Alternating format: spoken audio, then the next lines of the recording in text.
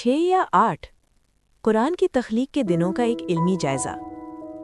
کیا قرآن واقعی ہر قسم کے تضاد سے پاک ہے؟ مسلمانوں کا یہ دعویٰ ہے کہ قرآن میں کوئی ایک بھی غلطی نہیں ہے، لیکن آج ہم ایک ایسی عددی الجھن میتھمیٹیکل پزل پر بات کریں گے جس نے صدیوں سے ناقدین اور علماء کے درمیان ایک بحث چھیڑ رکھی ہے۔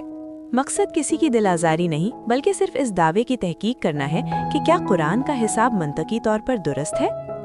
مسئلے کا بیان۔ قرآن کی کئی آیات جیسے سورہ اعراف کی آیت 54 واضح طور پر کہتی ہیں کہ اللہ نے کائنات کو 6 دنوں میں تخلیق کیا۔ یہ ایک سادہ اور دو ٹوک بات ہے، لیکن جب ہم سورہ فصلت آیت 9 سے 12 کی تفصیل پڑھتے ہیں تو حساب بدل جاتا ہے۔ زمین کی تخلیق 2 دن آیت 9، پہاڑ اور خوراک کا انتظام 4 دن آیت 10، آسمانوں کی تخلیق 2 دن آیت 12۔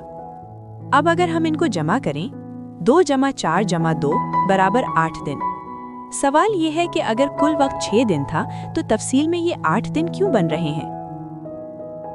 عام جوابات پر تبصرہ۔ اس تضاد کو حل کرنے کے لیے عام طور پر جو تعویلیں دی جاتی ہیں وہ کچھ یوں ہیں۔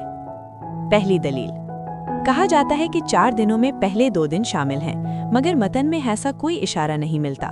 اگر ایک انجینئر کہے کہ بنیاد 2 دن میں بنی اور دیواریں 4 دن میں، تو کوئی بھی اس کا مطلب 4 دن یعنی ٹوٹل نہیں لے گا۔ دوسری دلیل یہ کہ عربی زبان کا اسلوب مختلف ہے، لیکن ریاضی کی حقیقت زبان کے تابع نہیں ہوتی۔ 2 جمع 4 جمع 2 کا نتیجہ کائنات کی ہر زبان میں 8 ہی نکلے گا۔ اصل سوال، قرآن خود سورہ نساء میں کہتا ہے کہ اگر یہ اللہ کے سوا کسی اور کی طرف سے ہوتا تو تم اس میں بہت سے تضادات پاتے۔ تو کیا یہ 6 اور 8 کا فرق ایک واضح تضاد نہیں ہے؟ سچائی کو ثابت کرنے کے لیے لمبی چوڑی وضاحتوں اور خاص منطق کی ضرورت نہیں ہونی چاہیے، سچ خود بولتا ہے۔ خاتمہ۔ ایمان اندھی تقلید کا نام نہیں بلکہ سچ کی تلاش کا نام ہے۔ اگر یہ کوئی عام کتاب ہوتی تو کیا آپ ان وضاحتوں کو قبول کرتے؟ بائبل میں تخلیق کا عمل 6 دنوں میں بیان ہوا ہے اور وہاں یہ حساب شروع سے آخر تک ایک جیسا رہتا ہے۔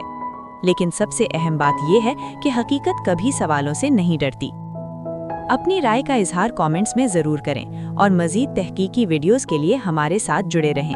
ہماری مزید ویڈیو دیکھنے کے لیے ہمارے یوٹیوب چینل اور فیس بک کو دیکھیں، اور اپنی غلط فہمی دور کرنے کے لیے ہمارے اس جی میل اور ہمارے اس واٹس ایپ نمبر پہ رابطہ کریں۔